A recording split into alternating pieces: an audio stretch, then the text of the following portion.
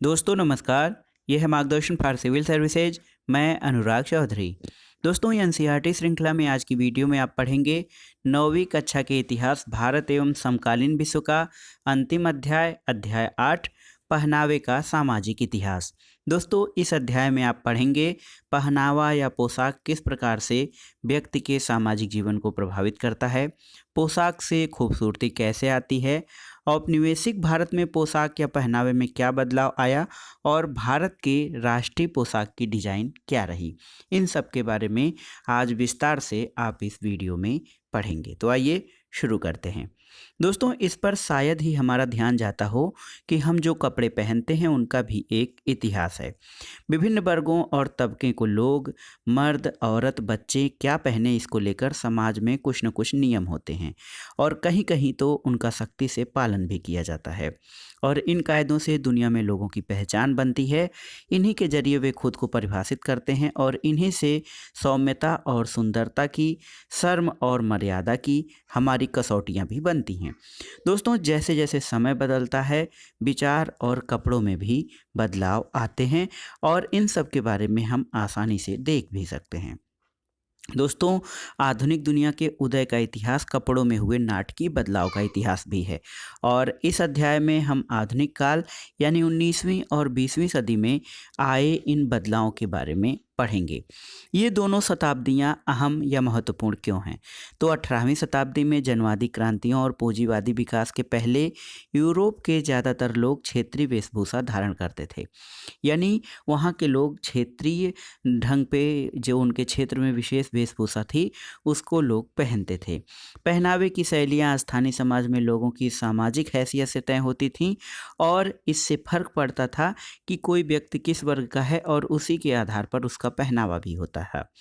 18वीं शताब्दी के बाद दुनिया के अधिकांश हिस्से यूरोप के उपनिवेश बना लिए गए, जनतांत्रिक आदर्शों का प्रसार हुआ और समाज औद्योगिक होने लगे। इन प्रक्रियाओं के फलस्वरूप क्या हुआ कि लोगों की वेशभूषा और उसके मायने पूरी तरह बदल गए और अब लोग दूसरी संस्कृतियों या इलाकों में उपलब्ध सामग्री और शैली को अपना सकते थे और दुनिया भर के लोग पश्चिमी परिधान में सजने लगे। आपने अध्याय 1 में देखा था कि फ्रांसीसी क्रांति ने किस तरह सामाजिक और राजनीतिक जीवन के कई पहलुओं को बदल बदल डाला था और क्रांति की आंधी में उस समय परिधान संहिता जो समचुअरी ला कहलाती थी भी उड़ गई। आखिर ये कानून क्या थे? दोस्तों आइए जानते हैं समचुअरी कानून और सामाजिक ऊंच नीच के बारे में। दोस्तों मध्यकाल में यूरोप में जो था वो समाज विभिन्न तबकों पर परिधान संहिताएं लागू करने के लिए सचमुच के कानून बनाए जाते थे और इस कानून में होता था कि कोई क्या पहनेगा और बहुत बारीक चीज़ों पर भी ध्यान इसमें दिया जाता था। 1294 से फ्रांसीसी क्रांति 1789 तक फ्रांस के लोगों से उम्मीद की जाती थी कि वो समचुअरी कानूनों का पालन करें। इन कानूनों का उद्देश्य था समाज के निचले तबकों के व्यवहार का नियंत्रण, उन्हें खास कपड़े पहनने, खास व्यंजन खाने और खास तरह के पेय यानी मुख्यतः शराब पीने और खास इलाकों में शिकार खेलने की मनाही थी। इस तरह मध्यकालीन फ्रांस में साल में कोई कितने कपड़े खरीद सकता था ये सिर्फ आमदनी पर निर्भर नहीं था बल्कि उसके सामाजिक ओहदे से भी तय होता था। परिधान सामग्री यानी जो हमारा पोशाक है वो किस चीज़ से बनी हो वो भी कानून सम्मत होनी थी। सिर्फ शाही खानदान ही बेशकीमती कपड़े पहन सकता था। एमाइन, फर, रेशम, मखमल या जरी की पोशाक सिर्फ राजा रजवाड़े ही पहन सकते थे। कुलीनों से जुड़े कपड़ों के जनसाधारण द्वारा इस्तेमाल पर पाबंदी थी। तो किस प्रकार से पोशाकों के द्वारा ही समाज में जो है विभिन्नता प्रकट की गई थी। दोस्तों फ्रांसीसी क्रांति ने इस भेदभाव का अंत कर दिया था। दोस्तों जैकोबिन क्लब के सदस्यों ने खुद को शौकुलात इसलिए कहना शुरू किया कि वे कुलीन वर्ग के फैशनदार घुटन्ना पहनने वाले लोगों से खुद को अलग दिखा सकें। शौकुलात का मतलब ही था कि बिना घुटने वाले। इसके बाद मर्द औरत दोनों ही ढीले ढाले और आरामदेह कपड़े पहनने लगे। फ्रांसीसी तिरंगे के 3 रंग नीला, सफ़ेद और लाल लोकप्रिय हो गए और इन्हें पहनना देशभक्त नागरिक की निशानी बन गया। पोशाक के रूप में दूसरे राजनीतिक प्रतीक भी पहने जाने लगे और स्वतंत्रता की निशानी लाल टोपी, लंबी पतलून और तिरछी टोपियां जिन्हें काकेट कहा जाता था, पहनावे की सादगी से समानता का भाव प्रकट होता था। यहाँ पर देखिए, इस चित्र को देखिए, ये 18वीं सदी में इंग्लैंड के एक उच्च वर्गीय जोड़ी दिखाई गई है। अंग्रेज कलाकार टॉमस गैंसबोरो 1727 से 1788 द्वारा बनाई गई एक तस्वीर है। एमाइन दोस्तों, एमाइन एक फर की एक किस्म है जिससे कपड़े बनाए जाते हैं और काकेड एक तरफ करके पहने जाने वाली टोपी होती थी। यहाँ पर देखिए, विभिन्न परिधानों से आप पहचान सकते हैं कि किस वर्ग के लोग कौन सा परिधान पहनते थे। यहाँ 1791 में एक मध्यम वर्गीय महिला का चित्र है। फ्रांसीसी क्रांति के समाज सेवक देखिए किस तरह का परिधान पहने हुए हैं और फ्रांसीसी क्रांति के दौरान ये एक कुलीन जोड़ी है। इसके अलावा देखिए, एक सौकुलात परिवार है यहाँ पर।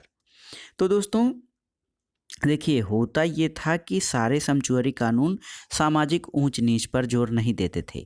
इसमें से कुछ कानून तो आयात से देसी उत्पादों की रक्षा के लिए बनाए गए थे। मिसाल के तौर पर 16वीं सदी के इंग्लैंड में फ्रांसीसी और इटालवी सामग्री का आयात कर बनाई गई मखमल की टोपियां पुरुषों में बहुत लोकप्रिय थीं और इंग्लैंड में कानून बनाकर ऊंचे ओहदे के लोगों और 6 साल से नीचे के बच्चों को छोड़कर सभी के लिए रविवार की छुट्टियों के दिन इंग्लैंड में बनी ऊनी टोपी पहनना अनिवार्य कर दिया गया था और ऐसा इसलिए था कि लोग बाहर से ज़्यादा आयात न कर पाएं। दोस्तों, पोशाक और खूबसूरती के पैमाने क्या होते हैं? देखिए, यहाँ पर एक उच्च वर्गीय शादी का एक दृश्य है। अंग्रेज चित्रकार विलियम होगार्थ द्वारा ये चित्र बनाया गया है। दोस्तों, समझौरी कानूनों के खात्मे का मतलब ये नहीं था कि यूरोपीय देशों में हर कोई एक जैसी पोशाक पहनने लगा। अंतर उनमें अब भी था, क्योंकि बड़े लोग अलग ढंग के कपड़े पहनते थे और जो निम्न वर्ग के लोग थे, जिनकी हैसियत नीची थी, वो अलग ढंग के परिधान पहनते थे। दोस्तों, इसका मतलब या संचुअरी कानूनों की खात्मे का मतलब ये था कि जो विशेषाधिकार थे, कुलीन वर्गों के विशेषाधिकार, उनको समर्थन देने वाले कानून समाप्त हो गए थे, लेकिन सामाजिक तबकों के बीच अंतर जारी था। इसलिए गरीब लोग अमीर जैसे कपड़े नहीं पहन सकते थे। लेकिन देखिए, अपनी अपनी वेशभूषा जो थी, उसमें खूबसूरती, बदसूरती, उचित अनुचित, शालीनता और फूहड़पन के विचार और मानक भी अलग अलग थे। दोस्तों, पहनावे की शैलियों का फर्क मर्दों और औरतों के बीच में भी था। ऐसा नहीं है कि सिर्फ धनी और गरीब वर्ग के बीच था।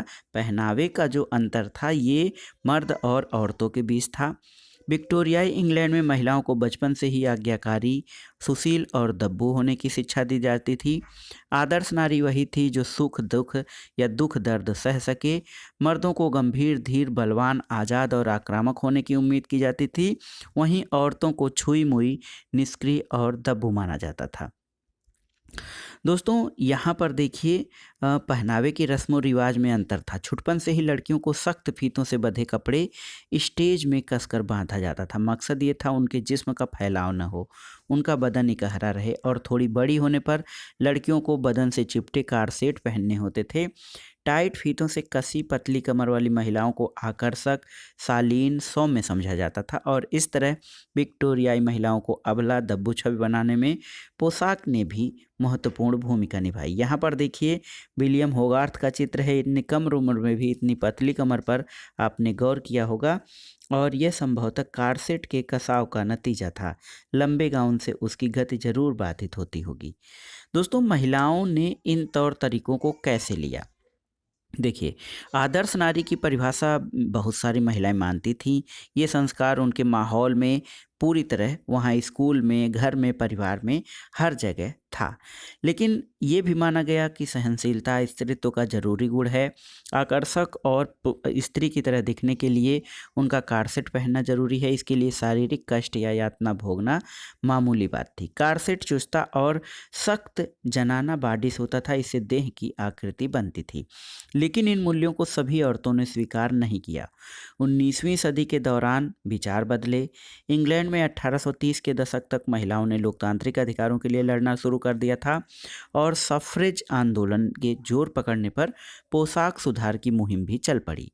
महिला पत्रिकाओं ने ये बताना शुरू किया कि ये तंब कार लिबास और कारसेट पहनने से इस युवतियों में कैसी कैसी बीमारियां और अनेक प्रकार की कमियां आ जाती हैं। ऐसे पहनावे जिस्मानी विकास में बाधा पहुंचाते हैं, रक्त प्रवाह भी धीमा होता है, मांसपेशियां अविकसित रह जाती हैं और रीढ़ भी झुक जाती हैं। डॉक्टरों ने बताया कि महिलाएं आमतौर पर कमजोरी की शिकायत लेकर आती हैं, बताती हैं कि शरीर निढाल रहता है और जब तक बेहोश हो जाया करती हैं। तो कुल मिलाकर देखिए, महिलाओं के जो प्रचलित वेशभूषा थे उन पर कुछ नए नियम महिलाओं द्वारा ही लगाए गए और कुछ महिलाओं ने इन कपड़ों को पहनने से इनकार भी किया था। दोस्तों, अमेरिका में भी पूर्वी तट के गोरे प्रवासी बसिंदों के बीच ऐसा ही आंदोलन चला। पारंपरिक जनाना लिबास को कई कारणों से बुरा बताया गया और कहा गया कि लंबे स्कर्ट, घाघरा, लहंगा फर्श बुहारते चलते हैं, अपने साथ कूड़ा करकट बटोरते चलते हैं, जो बीमारी का कारण है।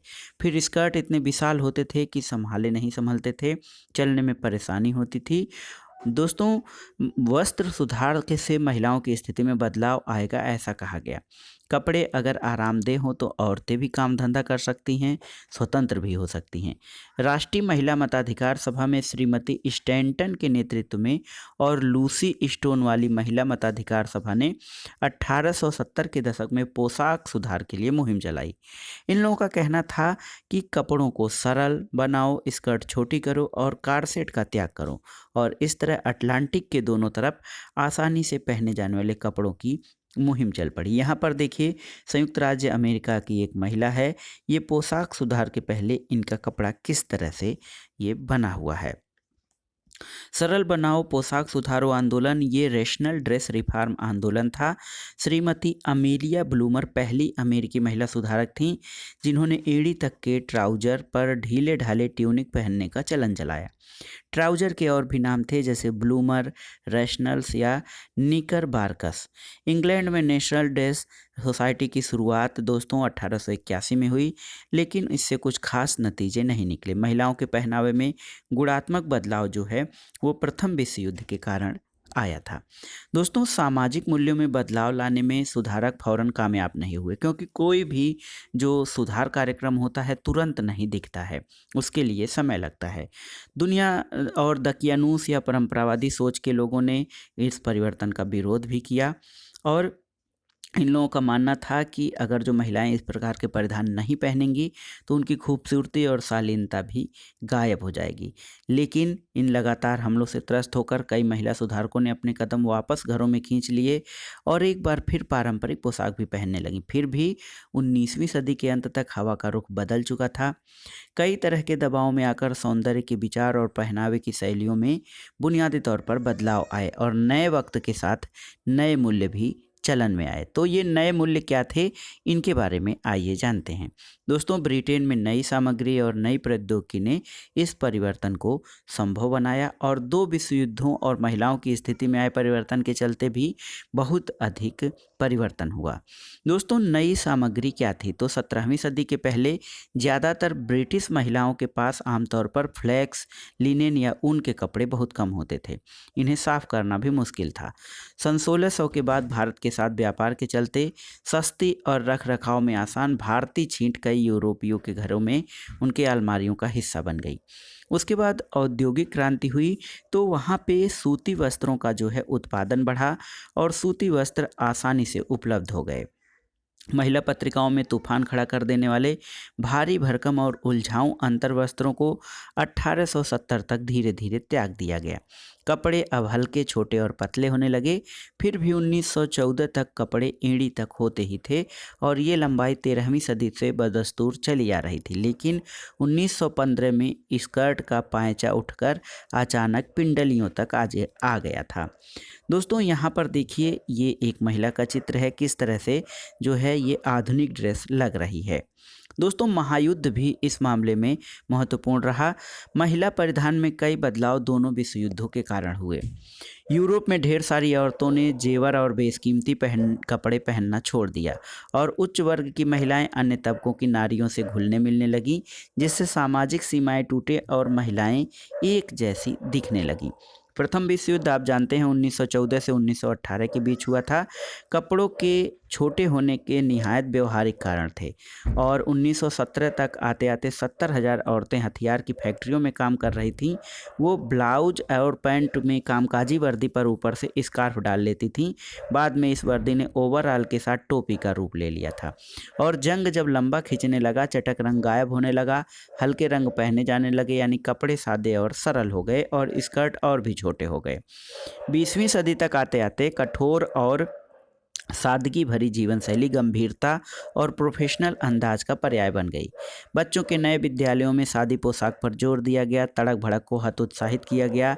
लड़कियों के पाठ्यक्रम में जिम्नास्टिक और खेलों का प्रवेश हुआ। उन्हें खेलने कूदने की आज़ादी मिली, इसलिए उनके कपड़े थोड़े आरामदेह बनाए जाने लगे। दोस्तों इस तरह क्या हुआ, पहनावे का इतिहास समाज के बड़े इतिहास से जुड़ा हुआ है और पहनावे और खूबसूरती की परिभाषा समाज की प्रभुत्वशाली संस्कृति और रवैये से तय होती है और ये ख्याल वक्त के साथ बदल जाता है। फिर भी ये चीज़ तो स्पष्ट है कि सुधारकों और रूढ़िवादियों के बीच इन आदर्शों को शक्ल देने के लिए संघर्ष चले और टेक्नोलॉजी और अर्थव्यवस्था के बदलाव और नए वक्त के दबाव ने लोगों की परिवर्तन की ज़रूरत का एहसास भी कराया। आइए देखते हैं भारत में किस तरह जो पोशाक था उसमें बदलाव हुए। दोस्तों भारत लंबे समय तक ब्रिटेन का उपनिवेश रहा है। यहाँ पर देखिए बम्बई में पारसी समुदाय 1863 में कौन सी पोशाक पहने हुए हैं और गोवा में ईसाई धर्म और पश्चिमी पहनावा अपनाने वाले लोग 1907 का चित्र है। इसके अलावा cartoon the modern patriot Gaganendranath Tagore 20वीं सदी की शुरुआत में यहाँ पर ये कार्टून दिखाया गया है। इंडियन सारीवारी में छपा एक कार्टून 1873 में यहाँ पर दिखाया गया है। दोस्तों हुआ ये कि भारत में क्या हो रहा था जब इस दौर में दुनिया के अनेक देशों में परिधान के लिए आंदोलन चल रहे थे, तो औपनिवेशिक काल में पुरुष और नारी परिधानों में महत्वपूर्ण बदलाव हुए। एक तरफ इसके पीछे पश्चिमी ड्रेस शैली और मिशनरियों के काम का असर था, तो दूसरी तरफ भारतीयों द्वारा प्रचारित ऐसे पहनावे का भी जो देसी परंपरा और संस्कृति में रचा बसा था। कपड़ा और पहनावा दरअसल राष्ट्रीय आंदोलन के महत्वपूर्ण प्रतीक बन गए थे और यदि हम इन प्रतीकों पर नज़र डालेंगे तो हिंदुस्तानियों की प्रतिक्रिया इस जो है पहनावे पर 3 तरह की थी। बहुत से लोग खासकर मर्द पाश्चात्य पहनावे की कुछ चुनिंदा चीज़ों को अपनाने लगे थे, जैसे बैगी ट्राउज़र और फेंटा या हैट के साथ कॉलर वाले कोट और बूट पहने जाने लगे। जेंटलमैन दिखने में कोई कसर न रह जाए इसलिए हाथ में एक छड़ी ले ली जाती थी। पश्चिमी ड्रेस का आकर्षण निम्न जाति के उन तबकों में भी था जिन्होंने ईसाई धर्म को अपना लिया था। उनके लिए ये मुक्ति का प्रतीक था, जहां औरतों से ज़्यादा मर्दों ने ये चलन अपनाया था। और दूसरी चीज़ ये थी, कुछ लोगों का ये निश्चित मत था कि पश्चिमी संस्कृति जो थी उससे पारंपरिक सांस्कृतिक अस्मिता का नाश हो जाएगा। उनके लिए पश्चिमी पोशाक पहनना कलयुग के आने जैसा था।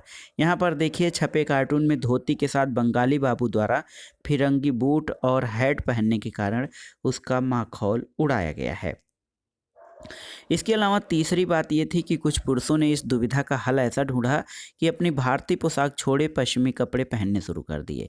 19वीं सदी के आखिरी हिस्से में कई बंगाली अफसरों ने घर में काम के लिए पश्चिमी शैली के वस्त्र रखने शुरू कर दिए और घर पर आते ही वो आरामदेह हिंदुस्तानी कपड़ों में समा जाते थे। 20वीं सदी के मानवशास्त्री वेरियर एल्विन याद करते हैं कि पूना में पुलिसकर्मी ड्यूटी आते वक्त सड़क पर ही कपड़े बदल लेते और घर तक सिर्फ ट्यूनिक और अंतर वस्त्र या इनर गारमेंट में पैदल जाते। बाहरी और अंदरूनी दुनिया का यह अंतर अभी भी कई लोग बरतते हैं और कुछ अन्य लोगों ने पश्चिमी और देसी पोशाक को एक साथ पहनकर इस उधेड़बुन से राहत पाई। लेकिन वेशभूषा में बदलाव के इतिहास में भी काफ़ी फेरबदल हुआ है। पहला है जाति संघर्ष और पोशाक परिवर्तन। भारत में यूरोपीय किस्म के समचुअरी कानून नहीं थे, लेकिन यहाँ खान पान, वेशभूषा, रहन सहन इसकी अपनी सामाजिक संहिताएं थीं। प्रभुत्वशाली जाति या बड़ी जाति जो थी अधीनस्थ या निचली जातियों के लोगों के निर्देश या नियम बनाती थी कि वो लोग क्या पहनेंगे, कैसे रहेंगे, कैसे खाएंगे। मई 1822 में दक्षिण भारत की त्रावणकोर रियासत में प्रभुत्वशाली जाति के नायरों ने शनार जात की महिलाओं पर हमला किया, क्योंकि उन्होंने अपने शरीर के ऊपरी भाग पर कपड़े डालने की हिम्मत की थी। आगे के दशकों में वस्त्र संहिता को लेकर कई हिंसक टकराव होते रहे। शनार, जिन्हें बाद में नाडर नाम से जाना गया, इस समुदाय के बहुत से लोग अधीनस्थ जाति के माने जाते थे। यही कारण है कि उन्हें छतरी लेकर चलने, जूते या सोने के गहने पहनने की मनाही थी, और लोकल रिवाज भी ये था कि मर्द क्या औरत प्रभुत्वशाली जाति वाले के सामने ऊपरी शरीर पर कोई नहीं ढकेगा। दोस्तों, ईसाई मिशनरियों के प्रभाव के आकर धर्मांतरित शनार महिलाओं ने 1820 के दशक में सिली हुई ब्लाउज और कपड़ों से प्रभुत्वशाली जाति वालों की तरह अपना तन ढकना शुरू किया। अय्या बैंकुंठर जैसे हिंदू सुधारकों ने भी पोशाक परिवर्तन की इस प्रक्रिया में महत्वपूर्ण भूमिका निभाई, और जल्द ही नायर जाति के लोग हरकत में आ गए और उन्होंने सरेआम इन औरतों पर हमले करके उनके ऊपरी वस्त्र फाड़ने शुरू कर दिए। अदालत में भी पोशाक परिवर्तन की इस मुहिम के खिलाफ अर्जियां दी गईं। ऐसा इसलिए भी हुआ चूंकि शनार इस समय प्रभुत्वशाली जाति की मुफ्त सेवा टहल करने से इनकार करने लगे थे। शुरू में त्रावणकोर की सरकार ने 1829 में घोषणा करवाई कि शनार औरतें अपने शरीर के ऊपरी हिस्से को ढकने से बचें, लेकिन इसके बावजूद शनार ईसाई, यहाँ तक कि शनार हिंदू महिलाओं ने अंगिया, ब्लाउज जैसे ऊपरी वस्त्रों को अंगीकार करना जारी रखा। त्रावणकोर रियासत में 1855 में दास प्रथा की समाप्ति से प्रभुत्वशाली जाति वाले और कुंठित हुए। उन्हें लगा कि उनका नियंत्रण टूट रहा है, और अक्टूबर 1859 में एक दिन बाजार में शनार महिलाओं पर हमले हुए और उनके कपड़े उतारे गए तो दंगा भड़क उठा। घर लूटे गए, गिरजाघरों को जलाया गया, और आखिर में सरकार ने एक और घोषणा जारी की, जिसके तहत शनार महिलाओं, चाहे हिंदू या ईसाई, को जैकेट आदि से ऊपरी शरीर को मर्जी मुताबिक ढकने की इजाज़त मिल गई, लेकिन ठीक वैसे नहीं जैसे ऊंची जात की महिलाएं ढकती थीं। दोस्तों, ब्रिटिश राज और पोशाक संहिताएं। तो भारतीय वेशभूषा पर अंग्रेजों की क्या प्रतिक्रिया हुई और हिंदुस्तानियों का अंग्रेजी रवैये के प्रति क्या रुख रहा, इसके बारे में जानते हैं। दोस्तों, अलग अलग संस्कृतियों में किसी भी परिधान में अक्सर भिन्न भिन्न अर्थ लगाए जाते हैं, और कई मौक़ों पर इससे गलतफहमी पैदा होती है, टकराव होते हैं, और पहनावे में ब्रिटिश राज के दौरान आए बदलाव इसी टकराव का नतीजा थे। जरा पगड़ी और हैट को लीजिए। जब शुरू में यूरोपीय व्यापारी भारत आने लगे तो उनकी पहचान हैट वालों की थी, जबकि हिंदुस्तानियों की पगड़ी वालों की। सिर पर धारण की जाने वाली ये दोनों चीज़ें देखने में अलग थीं, उनके मायने भी जुदा थे। भारत में पगड़ी धूप गर्मी से बचाव करती थी, सम्मान का प्रतीक भी थी, जिसे जब चाहे उतारा नहीं जा सकता था। पश्चिमी रिवाज ये था कि जिन्हें आदर देना हो सिर्फ उनके सामने हैट उतारा जाए। इस सांस्कृतिक भिन्नता से गलतफहमी पैदा हुई। ब्रिटिश अफसर जब हिंदुस्तानियों से मिलते और उन्हें पगड़ी उतारते न पाते तो अपमानित महसूस करते थे। दूसरी तरफ बहुतेरे हिंदुस्तानी अपनी क्षेत्रीय और राष्ट्रीय अस्मिता को जताने के लिए जानबूझकर पगड़ी पहनते थे। इसी तरह का टकराव जूतों को लेकर हुआ। 19वीं सदी की शुरुआत में रिवाज था कि फिरंगी अफसर भारतीय शिष्टाचार का पालन करते हुए देसी राजाओं और नवाबों के दरबार में जूते उतार कर जाएंगे।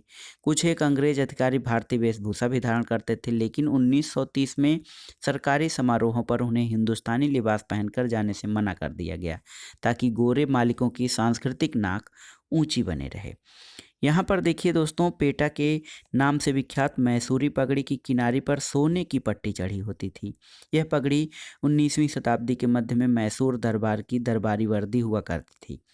19वीं शताब्दी के आखिर में बहुत सारे अफसर, शिक्षक और कलाकार पगड़ी पहनने लगे थे।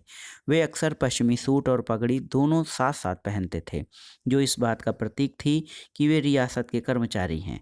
अब मैसूरी पगड़ी मुख्य रूप से समारोहों के मौके पे और प्रतिष्ठित मेहमानों के स्वागत में पहनी जाती है। यहाँ पर देखिए दोस्तों, एक चित्र है एम विश्वेश्वरैया यानी मोक्षगुंडम विश्वेश्वरैया का, जाने माने इंजीनियर, टेक्नोक्रेट, और 1912 से 1918 तक मैसूर रियासत के ये दीवान रहे। वो पश्चिमी शैली 3 पीस सूट के साथ पगड़ी पहनते थे। दोस्तों दूसरी तरफ हिंदुस्तानियों से ये भी उम्मीद की जाती थी कि वे भारतीय पोशाक संहिता का पालन करें और दफ्तर भारतीय परिधान में ही जाएं। सन 1824 से 28 के बीच गवर्नर जनरल लॉर्ड एमहर्स्ट इस बात पर अड़ा रहा कि उसके सामने पेश होने वाले हिंदुस्तानी नंगे पांव आए, लेकिन इस जिद को कड़ाई से लागू नहीं किया गया। 19वीं सदी के मध्य तक जब लॉर्ड डलहौजी गवर्नर बना तो पादुका सम्मान की ये रस्म खत्म हो गई। अब भारतीयों को किसी भी सरकारी संस्था में दाखिल होते समय जूते निकाल देने पड़ते थे। हाँ, यूरोपीय पोशाक पहनने वालों को इससे छूट मिली हुई थी। सरकारी सेवा में कार्यरत भारतीय इस नियम से त्रस्त महसूस करने लगे थे। दोस्तों पादुका सम्मान नियम के उल्लंघन की एक मशहूर घटना 1862 में हुई थी। ये सूरत की अदालत में घटी थी। सूरत की फौजदारी अदालत में असेसर यानी लगान आंकने वाले के ओहदे पर कार्यरत जो थे मनोकजी कोवासजी एंटी ने सत्र न्यायाधीश की अदालत में जूते उतारने से इनकार कर दिया। जज जिद किए रहा कि श्रेष्ठ को आदर देने की हिंदुस्तानी परंपरा के मुताबिक उन्हें जूते उतारने होंगे, लेकिन मनोकजी भी अड़े रहे। अब अदालत में उनके प्रवेश पर पाबंदी लगा दी गई और उन्होंने विरोध जताते हुए बम्बई के गवर्नर को पत्र लिखा। अंग्रेजों का कहना था कि चूंकि भारतीय किसी भी पवित्र स्थान या घर में घुसने से पहले जूते उतारते ही हैं, तो अदालत में भी वो ऐसा क्यों न करे। इस पर जो बहस चली उसमें भारतीयों ने कहा कि पवित्र जगहों या घर की बात दूसरी है। पहली बात तो ये कि बाहर में धूल और गंदगी होती है जो जूतों में लगकर अंदर साफ सुथरे जगहों तक चली आएगी, जहाँ लोग अक्सर ज़मीन पर खाते बैठते लेटते हैं। दूसरी बात, चमड़े का जूता तो वैसे ही अशुद्ध होता है, लेकिन अदालत जैसी सार्वजनिक जगह आखिर घर तो है नहीं। इन सब के बावजूद अदालत में जूतों के प्रवेश की इजाज़त मिलने में बरसों लग गए थे। देखिए अब आइए जानते हैं राष्ट्रीय पोशाक का डिजाइन। यहाँ पर एक देखिए ये चित्र आप देखिए, इसमें ज्ञान नंदिनी टैगोर बाएं हैं, अपने पति सत्येंद्रनाथ टैगोर और परिवार के अन्य सदस्यों के साथ हैं। उन्होंने पश्चिमी गाउन की तर्ज पर बने ब्लाउज के साथ साड़ी पहनी हुई है और ये रविंद्र भवन आर्काइव्स विश्व भारती विश्वविद्यालय शांति निकेतन में एक फ़ोटो है। दोस्तों 19वीं सदी के अंत तक भारत में चारों ओर राष्ट्रीय भावना हिलोरे ले रही थी। भारतवासी राष्ट्रीय एकता को व्यक्त करने वाले सांस्कृतिक प्रतीक गढ़ने में जुट गए। कलाकार राष्ट्रीय शैली की कला तलाश रहे थे, जबकि कवि राष्ट्रगान रच रहे थे। राष्ट्रीय झंडे के डिजाइन को लेकर भी बहस छिड़ी। राष्ट्रीय पोशाक की खोज राष्ट्र की पहचान को प्रतीकात्मक ढंग से परिभाषित करने की इसी प्रक्रिया का हिस्सा था कि आखिर हमारी राष्ट्रीय पहचान हमारी पोशाक से कैसे कराई जाए। दोस्तों हिंदुस्तान के कई भागों में ऊंची जाति के वर्ण स्त्री पुरुषों ने पोशाक को लेकर सचेत प्रयोग किए। बंगाल के टैगोर खानदान ने 1870 के दशक से हिंदुस्तानी मर्दों और औरतों के लिए राष्ट्रीय पोशाक डिजाइन करने की कोशिश की। रविन्द्रनाथ टैगोर की राय थी कि भारतीय राष्ट्रीय पोशाक में हिंदुस्तानी और फिरंगी परिधान का नहीं, बल्कि हिंदू और मुसलमानी पोशाक का मेल होना चाहिए। इस तरह बटनदार लंबा कोट यानी चपकन जो है पुरुषों के लिए सबसे सही माना गया। इसी तर्ज पे क्या हुआ कि अन्य सदस्यों के या अन्य क्षेत्रों की पारंपरिक वेशभूषा से प्रेरणा ले गई। आईसीएस के पहले भारतीय सदस्य सत्येंद्रनाथ टैगोर की पत्नी ज्ञानदानंदिनी देवी 1870 के दशक में बम्बई से कलकत्ते लौट कर आई। उन्होंने पारसी शैली की साड़ी अपनाई, जिसका पल्लू बाएं कंधे पर ब्रोच से गुथा होता था और उसके साथ ब्लाउज और जूतियां पहनी जाती थीं। इसका फौरन ब्रह्म समाजी महिलाओं ने भी इसको अपना लिया और तब से इसे ब्रह्मिका साड़ी कहा जाने लगा। ये शैली जल्द ही महाराष्ट्र और उत्तर प्रदेश के ब्रह्म समाजियों और गैर ब्रह्म समाजियों में भी चल पड़ी। यहाँ पर देखिए आरसी दत्त की बेटी सरला है, उन्होंने पारसी किनारे वाली साड़ी और मखमल का ऊंचे गले वाला ब्लाउज पहना हुआ है। देखें कि पहनावे की शैलियाँ किस तरह तमाम क्षेत्रों और हिस्सों में बदल रही हैं। यहाँ लेडी बच्चूबाई 1890 की फ़ोटो है। ये मशहूर पारसी सामाजिक कार्यकर्ता रहीं। इन्होंने रेशमी गारा पहना है जिस पर हंस और पियोनी नामक अंग्रेजी फूल का काम है। ये पारसी जेरोस्ट्रियन प्रोजेक्ट नई दिल्ली के सौजन्य से ये फ़ोटो ली गई है। दोस्तों, लेकिन अखिल भारतीय शैली विकसित करने की कोशिश पूरी तरह सफल नहीं हुई और आज भी गुजरात, कोडागू, केरल और असम की महिलाएं भिन्न भिन्न किस्म की साड़ियाँ पहनती हैं। दोस्तों, कुछ लोगों ने औरतों के पहनाव में विरोध बदलाव की कोशिशों का समर्थन किया, जबकि कुछ लोग इसके विरुद्ध थे। यहाँ त्रावणकोर की महारानी 1930 का फोटो है। पश्चिमी जूतों और लंबी बाह की मर्यादित ब्लाउज पर ध्यान दें। ये 20वीं सदी के आरंभ में यह शैली उच्च वर्ग में आम हो चली थी। इसके अलावा दोस्तों, स्वदेशी आंदोलन देखिए, 20वीं सदी के दशक में बंगाल में स्वदेशी आंदोलन के बारे में आप जानते हैं और इस आंदोलन के केंद्र में पहनावे की राजनीति थी। ये राजनीति क्या थी? इसमें स्वदेशी को अपनाना और विदेशी कपड़ों का बहिष्कार था। दोस्तों, अंग्रेज पहल व्यापार करने आए तो हिंदुस्तानी सूती वस्त्रों की जबरदस्त मांग पूरी दुनिया में थी।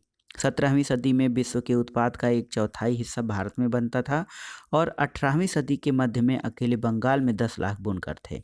लेकिन ब्रिटेन में हुई औद्योगिक क्रांति ने कताई और बुनाई का मशीनीकरण कर दिया और जो काम पहले हाथों से या व्यक्तियों द्वारा मानवीय रूप से होता था, वो अब मशीनों से होने लगा।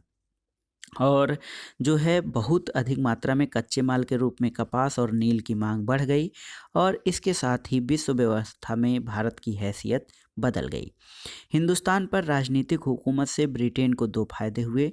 भारतीय किसानों को नील जैसी फसल उगाने के लिए मजबूर किया जा सकता था और सस्ते बने ब्रिटिश उत्पाद आसानी से यहाँ पर मोटे कपड़ों की जगह खपाए जा सकते थे। इससे क्या हुआ कि मांग के अभाव में भारत के बुनकर बड़ी तादाद में बेरोजगार हो गए और मुर्शिदाबाद, मछलीपट्टनम और सूरत जैसे सूती वस्त्र केंद्रों का पतन हो गया। लेकिन 20वीं सदी में आकर बड़ी संख्या में लोगों ने ब्रिटिश मिलों में बने कपड़ों का बहिष्कार किया और उसकी जगह खुरदरी, महंगी और दुर्लभ खादी पहनने लगे। ये बदलाव कैसे आया? तो ब्रिटिश राज के खिलाफ बढ़ते विरोध को काबू में करने के लिए लॉर्ड कर्जन ने 1905 में बंगाल को विभाजित करने का फैसला किया। बंग भंग की यही प्रक्रिया स्वदेशी आंदोलन में जोर पकड़ी। पहले लोगों से अपील की गई कि वे तमाम तरह के विदेशी उत्पादों का बहिष्कार करें, माचिस और सिगरेट जैसी चीज़ों को बनाने के लिए खुद उद्योग लगाएं, जन आंदोलन में शामिल हैं और लोगों ने ये भी कसम खाया कि वो औपनिवेशिक राज का खात्मा करके ही दम लेंगे। खादी का इस्तेमाल देशभक्ति का कर्तव्य बन गया और महिलाओं से अनुरोध किया गया कि रेशमी कपड़े और कांच की चूड़ियों को फेंक दें और शंख की चूड़ियां पहनें। हथकरघे पर बने मोटे कपड़े को लोकप्रिय बनाने के लिए गीत गाए गए और कविताएं रची गईं। दोस्तों, पोशाक में बदलाव की बात ऊंचे तबके के लोगों को ज़्यादा भाई, क्योंकि साधनहीन गरीबों के लिए नई चीज़ें खरीदवाना मुश्किल था।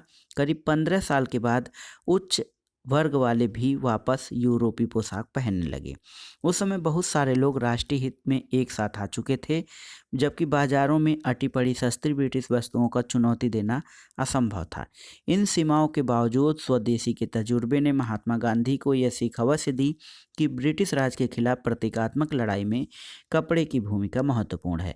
और यही देखिए, महात्मा गांधी जो है खुले बदन पर चरखा काटते हैं और ये उनका स्वदेशी के लिए जो है अपने हाथ से बुने हुए कपड़ों को पहनना, वो था उनका प्रयोग।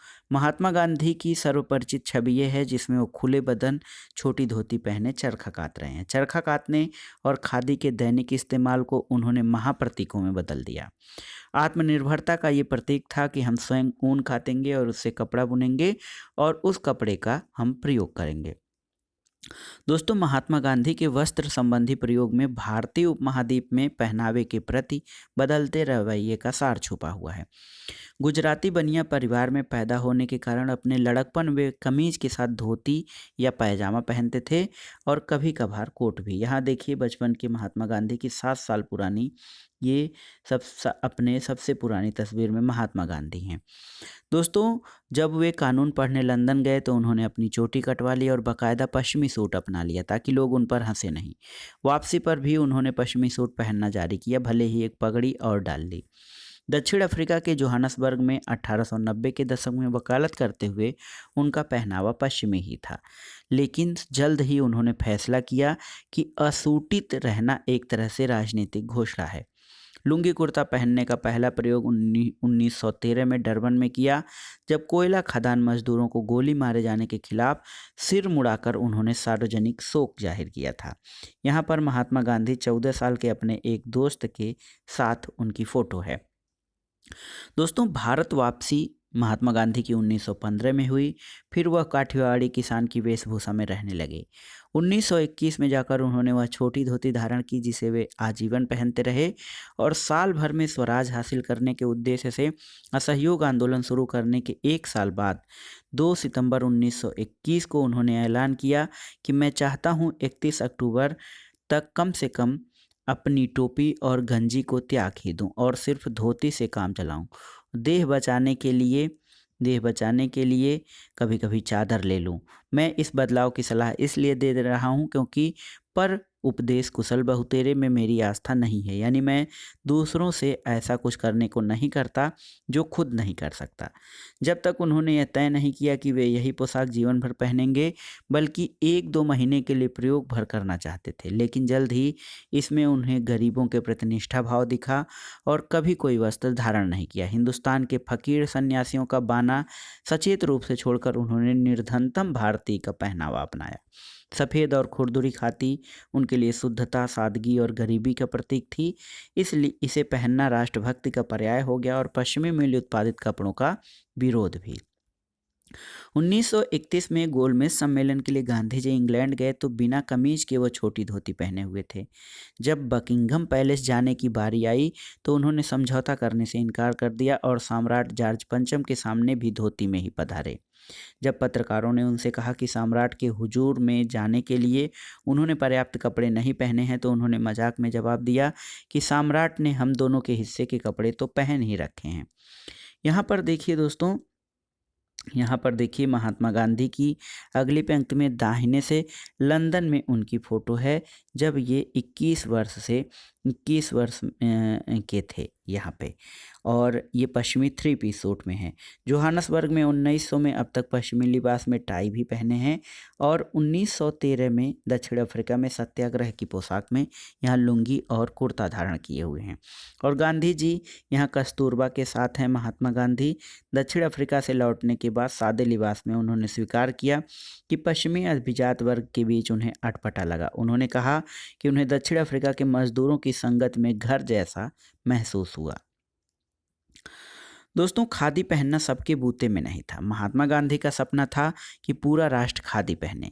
उन्हें लगता था कि खादी से जाति धर्म आदि के भेद मिट जाएंगे, लेकिन उनके नक्शे कदम पर चलना सबके लिए आसान नहीं था। दोस्तों, क्या प्रतिक्रियाएं आई खादी के लिए, देखिए। इलाहाबाद के सफल वकील और राष्ट्रवादी मोतीलाल नेहरू ने अपना बेशकीमती पश्चिमी सूट त्याग दिया और हिंदुस्तानी धोती कुर्ता अपना लिया, लेकिन उनका जो पोशाक था खुरदुरे कपड़े के न होकर बारीक कपड़े से बनी होती थी। जाति प्रथा के चलते सदियों से वंचित तबकों का पश्चिमी शैली के कपड़ों के प्रति सहज आकर्षण था। इसलिए बाबा साहब अम्बेडकर जैसे राष्ट्रभक्तों ने पाश्चात्य शैली का सूट कभी नहीं छोड़ा। कई सारे दलित 1910 के दशक में सार्वजनिक मौक़ों पर जूते, मोजे और 3 पीस सूट पहनने लगे, जो कि उनकी तरफ से आत्मसम्मान का राजनीतिक वक्तव्य था। एक महिला ने 1928 में महात्मा गांधी को महाराष्ट्र से लिखा, 1 साल मैंने आपको हर किसी से खादी पहनने की गंभीर ज़रूरत पर बोलते सुना और हमने खादी अपनाने की ठानी, लेकिन हम गरीब गुरबा हैं। हमारे पति कहते हैं कि खादी महंगी है। मैं मराठी होने के नाते 9 गज की साड़ी पहनती हूँ और बड़े बुजुर्ग उसे घटाकर 6 गज करने की बात पर राजी नहीं होंगे। सरोजनी नायडू और कमला नेहरू जैसी महिलाएं भी सफ़ेद हाथ से बुने मोटे कपड़ों की जगह रंगीन और डिजाइनर साड़ियां पहनती थीं। तो दोस्तों, इस अध्याय में क्या निष्कर्ष निकला उसके बारे में आइए जानते हैं। दोस्तों, इस तरह पहनावे में बदलाव का इतिहास एक तरफ जहां सांस्कृतिक रुचि और सौंदर्य की परिभाषा में बदलाव से जुड़ा है, वहीं यह आर्थिक और सामाजिक परिवर्तन तथा सामाजिक और राजनीतिक संघर्ष के मसलों से भी जुड़ा हुआ है। इसलिए वेशभूषा में जब परिवर्तन दिखे तो हमें पूछना चाहिए कि ये परिवर्तन क्यों होते हैं, उनसे क्या असर पड़ता है। तो आइए देखते हैं गांधी टोपी के इतिहास के बारे में। दोस्तों, दक्षिण अफ्रीका में 1915 से भारत लौटने के बाद गांधी जी को कश्मीरी टोपी कभी कभार पहनते थे। उन्होंने सस्ती सफ़ेद खादी टोपी का रूप दे दिया। यह टोपी खुद 1919 के बाद 2 साल तक पहनते रहते थे, फिर छोड़ दी, लेकिन वह राष्ट्रीय वर्दी बन चुकी थी, अंग्रेजों के खिलाफ अवज्ञा का प्रतीक। देखिए, कई सारे राष्ट्रभक्त गांधी टोपी पहनकर चलना अपनी शान मानते थे और कई लोगों को इस कारण लाठियां पड़ी या जेल जाना पड़ा। पहले विश्व युद्ध के बाद खिलाफत आंदोलन के जोर पकड़ने पर फूंदने वाली तुर्की टोपी पहनना हिंदुस्तान के उपनिवेशवाद विरोधी भावना का प्रतीक बन गया। हालांकि ढेर सारे हिंदू जैसे कि हैदराबाद के भी फैज टोपी पहनते थे, लेकिन जल्द ही यह सिर्फ मुसलमानों की पहचान बन गई। यहाँ पर देखिए महात्मा गांधी पगड़ी में हैं, जड़ाऊ कश्मीरी टोपी पहने हुए हैं महात्मा गांधी यहाँ पर। इसके अलावा देखिए अपनी यूरोप यात्रा पर उनके कपड़े पश्चिमी सांस्कृतिक वर्चस्व के विरोध की अभिव्यक्ति बन गए थे। गांधी जी टोपी लगाए हुए हैं और सिर मुड़ाने के बाद महात्मा गांधी की तस्वीर है। तो दोस्तों ये था आज का वीडियो और 9वीं कक्षा के इतिहास भारत और समकालीन विश्व का ये अंतिम अध्याय भी था, पहनावे का सामाजिक इतिहास। वीडियो आपको कैसा लगा हमें कमेंट बॉक्स में ज़रूर बताइएगा। वीडियो को लाइक करें, शेयर करें और इस चैनल मार्गदर्शन फॉर सिविल सर्विसेज को सब्सक्राइब करें। वीडियो देखने के लिए धन्यवाद दोस्तों, नमस्कार।